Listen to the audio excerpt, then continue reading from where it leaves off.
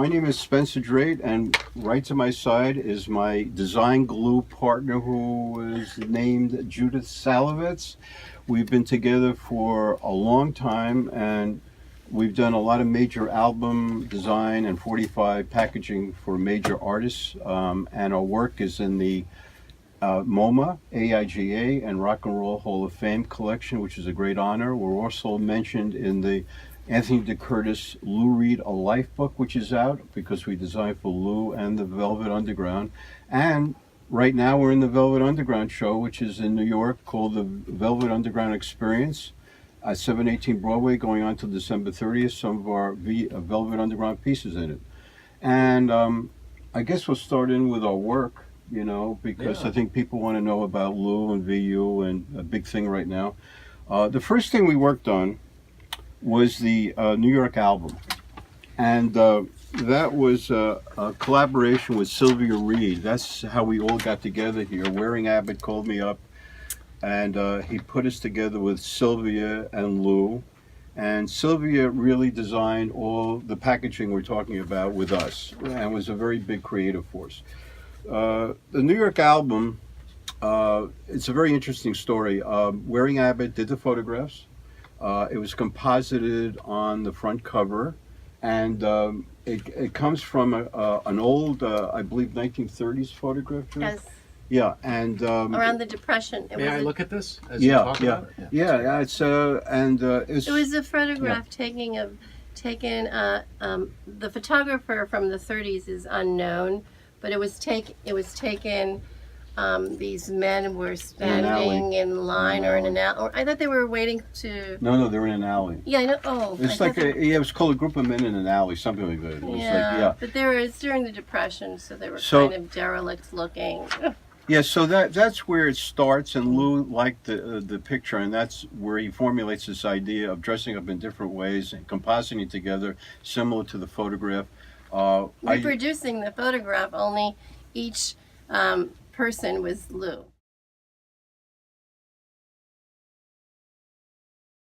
Right, in different positions. In the same positions as in the photograph. And we did the type treatment on it. The original photograph. And we did the type treatment on, and I wanted the Lou Reed type on the front to have like not a solid typeface, but an open, you can see an open face, so the wall and the background could come through. The name of the album is New York, and that was a whole trip because Sylvia told me he really didn't want the name at first, but Sylvia sort of talked him into it, and he is New York. I mean, Lou, as you well know, is New York, so that became the essence of it. The lyrics are set, this is very interesting, the lyrics are set in run-on, and Lou was interested by E.E. Cummings. And if you know E.E. Cummings, he would have run-in sentences with the first letter of every line in bold type. So you're able to easily read line for line into each other. And that's the way we said it. That's another interesting thing on the type design. And we use the Times Roman typeface because it's sort of like a newspaper face, contemporary. And I guess that sort of rounds up New York album, which is a very big turning point of his life. Seymour Stein signed him on Sire Records. It changed his whole career in a way. It's one of the most intense albums in his life, and so it's very important. And I remember this because of Dirty Boulevard. That was the track that most of us on the radio played off of it. Exactly. And I thought it was a really good track. I also like the fact that you write New York on the photo cover, or the album cover itself, in marker. That's cool. Well, yeah, Sylvia wanted the idea of the sort of the transparency of the type. You know, it's kind of, she had input on that too. So we did it that way, and we picked the typeface. And so it's a classic album cover. You know, everybody loves this album cover. It seems to be, it's a very big, you know, and right, it goes right, it goes well when you're listening to the Dirty Boulevard. Oh yeah, right, Dirty, yes, inappropriate. when you're playing the different songs, especially from the vinyl, it's like eating the cereal for breakfast and you read the back of the box. That's what I love about the albums. You just pick it up and you read all the different things. And you notice the type print, and then when you mention New York, at first you're like, well, where is the name of New York on this? Now you have to look carefully. You see it. You see it on the, right. Let's go to the next album, Magic and Loss. Magic and Loss. Okay, that comes next in our life, and so I'm going to have Sylvia talk a great input on this because she had a lot to do I worked on the type treatments. Judith worked on the alchemy symbols with Sylvia. And also, a sidebar is that Judith did actual slides for the Magic and Lost tour, which Lou loved. But anyway, Judith could talk a little bit about the alchemy. The alchemy symbols. If you see the back with the songs, you'll see the symbols with each song. Yeah, that's interesting. That used the alchemy much like the Zoso album. Yeah, right. The symbolism. Well, personally, I can't remember. I used to know what each symbol represented, but it was Sylvia picked each symbol. Okay. And they each have meaning. I just can't remember. Yeah, well, it. you know what's great is if you get the album cover now, your assignment, if you're listening, is to go figure out what the symbology means. You or could the do symbols mean. research Yeah, that'd be great. And then you can get back to us and tell us what it means. How about that? Wow. Assignment. Yeah. How can someone interact with you if they want to do such? There is a Facebook page that we have. That's We good. don't have a We have a site on website. Facebook. Facebook is good. Spencer Drate / Judith Great. Salavetz on a search on Facebook. You can find our That's album great. covers. Yeah. Yeah. The thing also, it's interesting. Look at the front cover. It's a mirror. The album, the Yeah. letters change. You put it in front of a mirror, Oh. and they reflect. That's the way it would look if you were Yeah. looking at in a mirror. Oh, Right, that's really neato. As they say. Have And fun with it. I noticed this particular album, when you look on the back, it goes UK, WX435, and France, WE, I guess Warner Entertainment, whatever Right. that might mean. Is this, would you say that this is an import? Well, that album might be, but I have also the USA version. Oh, I see. Yeah. But the thing important also is the front cover photograph by Louis Jamais. He took a picture of Lou in Paris, and that is the front cover. And it's a gorgeous photograph. Oh, yeah. I mean, it's Of course, manipulated. He Two- manipulated. Two brilliant album covers back to back. Let's move on to the Okay, third. so now I've got the single that was put out on a song called "What's Good" from the album, Okay. and this was like a special edition. It's very hard to get. It's a special edition that was first printed for the single, and it's very elaborate with the symbols on it and silver type. Ah, yeah. Zach, is that amazing? It's Yeah, beautiful. that's really cool. It's a nice art piece. Yeah. Yes. I like the texture of the. It's almost like paint. Right. It's not that label. And those days when we printed CDs, they had this elaborate stuff, right? So we could use different things, and no problem. You know what I mean? No problem. Just do what you want. You know. Well, yeah. Back then, they spent a lot of time designing the actual box that you would throw out. You know, remember? Right. But when you got a CD like this, which the painting on it, this really makes it a piece of art. And what I would do, believe it or not, this might be heretical as far as rock and roll goes. I would take something like this, a collection of CDs like this, and then put them on a frame. Oh wow. And then I would enclose them. Like I have stuff That's from nice. Yoko Ono and some other Right, drawings. right. And I make kind of like this art project that I could put on the wall. Because nowadays, you know, let's face it, I can listen to most of the things MP3. And if you really want it, and where do you put all of the CDs? So you got to find something to do with That's it. Right. true. So I have a tendency to take pieces like this and make another art piece out of it. So that's great. Reuse. That's This, it. I like this. This is Save the the earth. next So one. going along, we get into the Metal Memorial Edition box set, Man. which is incredible. And this was a search out by Lou and Sylvia. They were studying different memorial type things during the world, around the world, with different countries, how they did the death. I guess you call it the death memorial things that different people did, and they came up with we came up with an idea of doing this. So it's AGI did the packaging, and they do a lot of special packaging. So we had this really beautiful metal box and Louis Jamais photograph on the front, and Dennis Sacienzo, I've got to give him credit. He was the additional designer on this. He did the burned out CD, which you see, and designed the booklet that is attached to it. He worked with us on this packaging, and it's a beautiful package.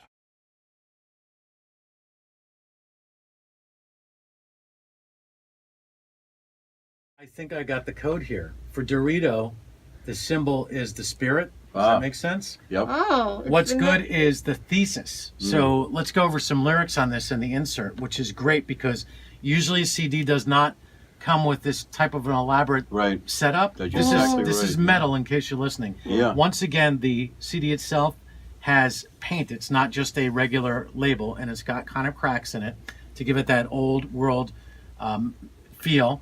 It also has got this alchemy element to it with the symbols. Yeah. Life's like a mayonnaise soda, and life's like space without room, and life's like bacon and ice cream.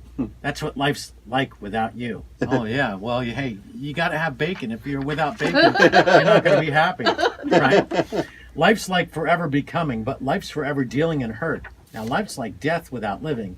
That's what life's like without you. This is just a brilliant piece from, and you got to say piece. It's not just a CD. This is an art piece. Fantastic. And that was limited edition. Yeah. Limited Well, that that I was- don't even own a You know what? copy. It's not limited. Spencer owns it. Wait a minute. The trip with that one was it was called a pro only, which meant that it wasn't limited, a limited edition, and it couldn't be sold in the store. Right. Sorry And about that was the yes. problem. And we tore our hair out because I know this would have been nominated, literally. I would put this, if you were to ask me the value of this, well over $1,000. Right. I'm not believe it. kidding. If you're listening, you have to see this for yourself. We have a couple And it's of not people, just a seeing; it's a touching. Well, yeah, That's I mean, the and whole it's thing about it. You have and to it's- touch it and feel it. and it's heavy gauge metal. Yes, If that's you were why. right, so if you're walking in the streets of New York and you put it over your chest, But yeah, you're bulletproof, baby. there's And you know what's Alright. nice about it? As the metal ages, Zach, you know, it's really better. It's better oxidized. look. Yeah. So it's even. And so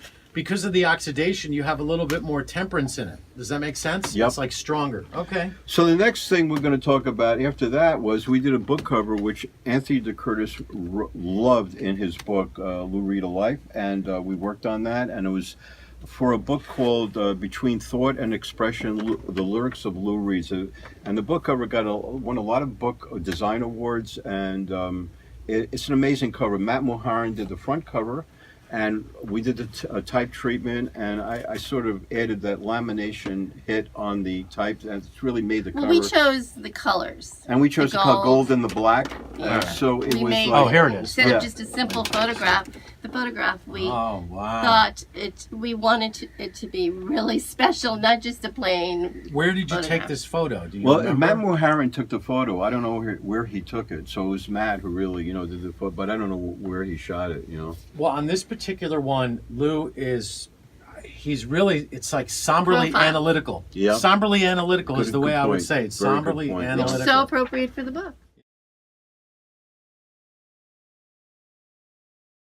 Yeah. Wow, that's great. It's more of a writer than a musician. After that, we sort of had a space of time, and then all of a sudden, we're working with the Velvet Underground. Ah, okay. So now we're going into the 1993 live tour and the album cover first, and I'll go into other parts, the other things we did. Yeah, and But- this is, yeah. and in Roman numerals, you have 1993. That was a play on that. Sylvia told us. And we did, I'll show you how this was done. It's very interesting. Oh, this is really interesting. It's a Laserdisc digital sound stereo. So what that meant. Well, that's the cover. It's funny, I didn't have the album cover, but I had the Laserdisc cover, but it's the same thing. Uh-huh. So I just brought it because it Wow. duplicates the Just album. again, this is amazing because the album itself or the Laserdisc, if you have it, Right. filmed live in Paris at the Olympia Theater, June 15th, 16th, and 17th, 1993. Yeah, Wow. exactly. I mean, there's some major league events that happened at l'Olympia, and I could be wrong, Really? but I do believe, I didn't even know that. I do believe, I'm going to say Hendrix played there at one time. Really? I might have read that somewhere. I could be wrong. Someone's going, you do not know nothing about rock and roll. It was not open at the time. But I think I saw it on some liner notes. Again, Wow. I'm one of those people that I have to have the album artwork and I have to pour over it, and I breathe this in. And so what you guys do is just amazing how you come across with your concepts and what you think of the thing.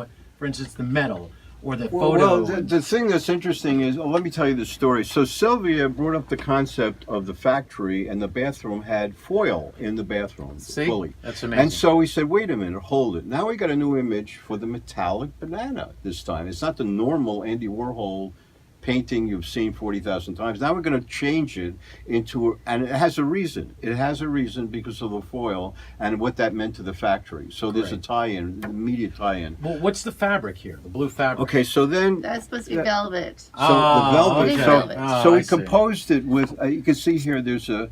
This is how we did it. I got I see. I got plastic letters. Actually, pasted them down on a board, and foils. We pressed the foil on.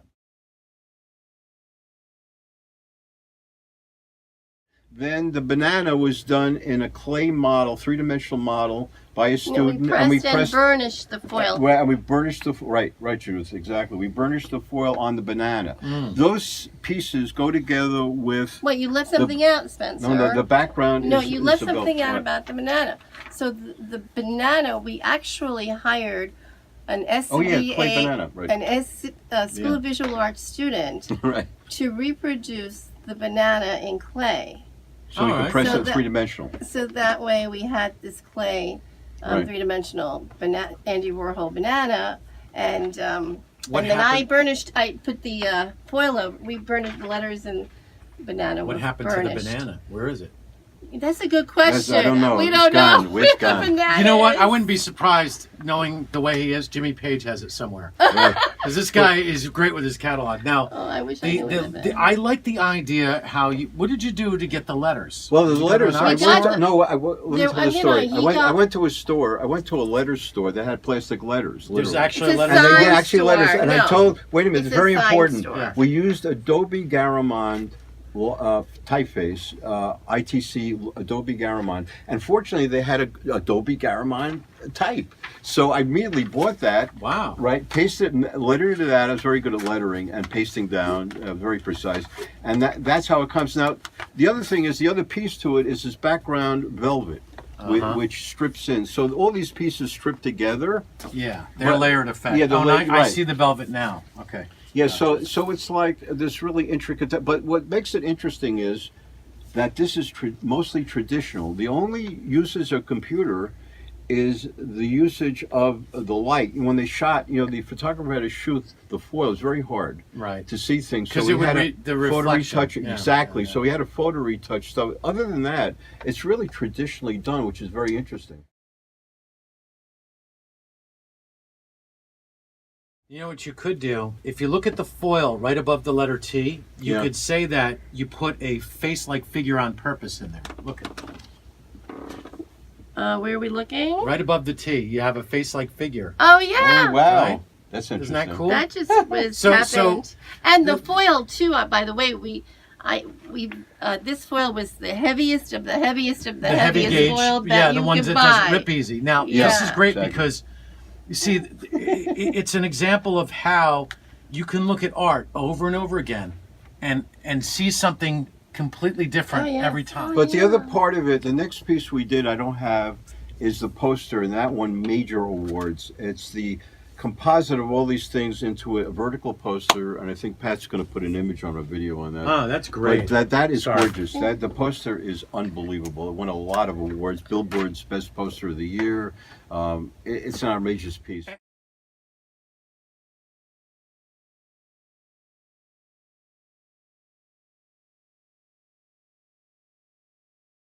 And that's got to be fulfilling for you as an artist when someone recognizes you Yeah. to give you an award, even if it's an award you never heard from. That's a good about, feeling. you know? It is. No question. We got like I've always wanted a city paper award. Like the best, the best Right. local disc jockey city paper. Yeah. Well, that's fantastic. So yeah, and the next thing we'll go into now is the limited edition live 1993 tour, which is a color form concept that Sylvia brought Oh up. gosh, color form is so much fun. This is really Well, cool. I really. like the color form. It almost, I could see where you want to keep this away from a little baby because the little baby's going to try to like peel off the bananas, right. And eat it. Yeah, yeah, or eat it, right? And So there's a once- booklet inside, Yeah. Zach, right? You Okay, get the got it. booklet, and Yeah. then the day is very Oh, interesting. look at this. This So is and the fantastic. disc, Yeah. we did day glow, all day glow bananas Yes. on top of day glow Yes. background. And we So thought, it glows boom. in the dark Yeah, a little I bit. got you know? it. Yes. Oh, wow, that's Oh, cool. right. It does. It's cool. Let me look at the insert. The Yeah, little yeah, booklet. definitely.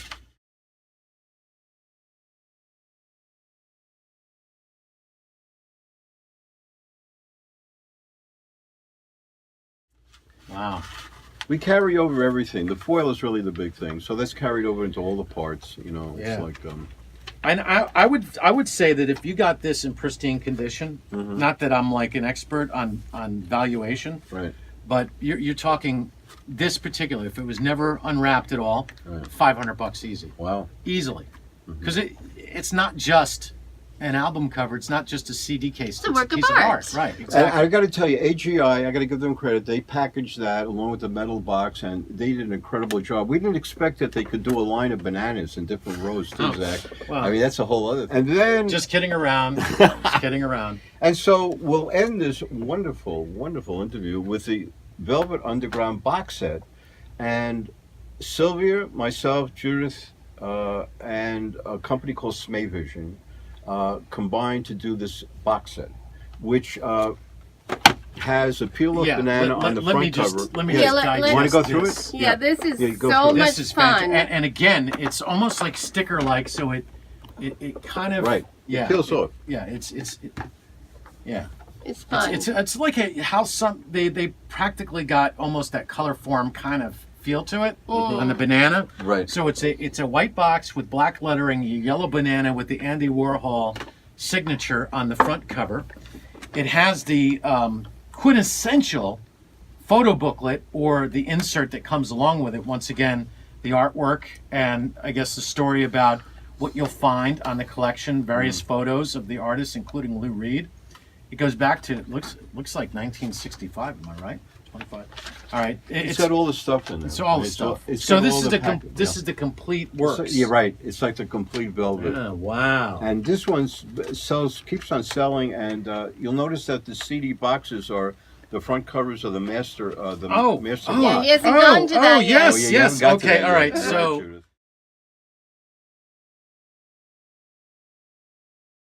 Right. okay, if you're in the recording studio, the engineer and the guy running the board, who also calls himself the engineer, and the producer, they're going to start taking notes about what is on what tracks. You'll see tape everywhere. You're going to see various ways they identify the lines into the recording studio itself through all the instrumentation and the mics. And then right near the board, as you're recording, they're going to take the recording notes, usually on Ampex tape, and it's going to be the usually 8-track, because they'll Yes. split it up by 8s, and they'll just start writing this stuff, and that's exactly what it has as part of each of the CDs that you'll find in the collection, which is brilliant. Side A, White Light, White Heat, The Gift, Lady Godiva's Operation, Here She Comes, and then you have the little oh, this is beautiful, because you actually have the notes that are taken during the recording. Right. This was recorded on 3M, and let's see what other information. Well, I'm moving through it kind of fast. Again, they're using Scotch recording tape, 190, a 7-inch reel. It talks about it's splice free, which is good because if you had tape that had splices in it, it becomes kind of weak, and then it can snap while you're recording, and you don't want that. Let's see what else they have here. This is my kind of thing, because I come from an era where you just weren't a disc jockey on the radio. Yeah. You knew how to be a sound engineer. I mean, I knew that kind of stuff. I could work in a sound recording studio. And then on here, this is my favorite, Loaded, the Velvet Underground, where this is probably a replica of what the master would be after they do the mix down. So on the disc 5, you have what would be the mix down. So you take all of those different tracks and it goes into a 1/4-inch reel-to-reel. Yeah. And so that's how they would do it back then. And then you would take the complete reel and it would go off to, looks like there's no side 2. They X'd it out, so they only had side 1. Then you would send it off to pressing. That's how it would go. Yeah, I mean, I believe Polydor or Polygram were the record company, and they had the vision of this box set, which is phenomenal. Right? You know, I got to be honest. Yeah, brilliant. I would have never thought of doing it that way, but it makes so much sense. Yeah. And you know, honestly, and when I'm thinking of this, when they do these reissues, they should do more of this kind of stuff. Right. Because I would like to see what the original tape box looked like. Yeah. You know, and maybe like if there was a way to get that smell. Oh, of the tape. that You know what would I'm talking about? Wow. There's a smell that the tape has. Yeah, you're right. There's nothing like it. And That's if you right. could box that up, it's just like, A scratch and sniff. Scratch and Yeah, sniff. scratch and sniff. This is what it smelled like in the studio. The doors would probably smell like a little whiskey involved. But That's yeah, right. exactly. So thank you very much for coming Oh, by. it And was I a feel like this would We're in be history. the high water mark if I was Mr. Rogers and you were in my neighborhood and I was showing all the kids the artwork and I'm like, good morning, boys and girls. Welcome to Mr. Rogers' neighborhood. We're going to do all of the Velvet Underground. And Lou Reed, can you say Lou Reed? Sure. Could you say Dirty Boulevard? Can you imagine Mr. Rogers talking about I love it. Dirty Boulevard, But, yeah. but you know, it's incredible. Sylvia had a lot of stuff going on with describing things that went on with her. Like they always never treated her in the creative manner in the record business. She was the wife of Lou. That was it. End of story. Lou really let her do the creative area. And fortunately, the three of us, the chemistry was unreal, right, Judith? Yeah, I with mean, Sylvia. and that doesn't always happen. Yeah. And being creative with our creative minds, it really blended into this great packaging all the way. You know, when you think about that kind of a dynamic, I think it's an element of trust that you know the other person is not going to let you down. Yeah. Yeah. And you might not always be on the same page, but you know the end result is going to be exactly what you're looking for. Well, we were very lucky with Sylvia because she trusted us. Yeah, well, that's we everything. Admired and just were awed by her intelligence and her aesthetics. Right. You know, that was so important. Sylvia and Spencer and I, we really, our aesthetics just matched one another. So that's why we were able to she was always like the type of person that was like just easy. But you know, it's interesting. Nothing ever was changed in any of our design. In other words, Whatever you came up with, it was in other good. words, like, well, let's change this picture. Let's change that. It always happens usually in life. Never happened once in any of our packaging. Amazing. I'm kind of the same way with people. Yeah. And whatever they come back with, as long as I know they put the effort in. If they didn't put any effort, it comes across. But as long as I know they tried hard, I'm like, perfect. I always go perfect. Because if you keep if you keep going over your work and you keep trying to make a little adjustment, you'll never get done. And it's never going to be perfect. And that's the art. I mean, just... like express yourself as is, let it happen organically, and just let it come from your heart. I think what's going on now with this also I want to bring up is that like we joined AIGA, which is the top design organization. All of a sudden they videoed us on, which is on YouTube. They put us in the permanent collection. MoMA has one of the Ramones pieces and Fear of Music I worked on with Talking Heads. And the Rock and Roll Hill collection has all our things. I mean, we've got plus our books. Can you guys come back one day with your Talking Head stuff? Like but I just wanted to add, MoMA doesn't have the Velvet Underground yet, but I wouldn't be surprised, Spencer, if somewhere in the near future they're gonna take. Oh, they would have to. You know, yeah. Especially now that Lou's gone. You know, it's. It's like a no-brainer.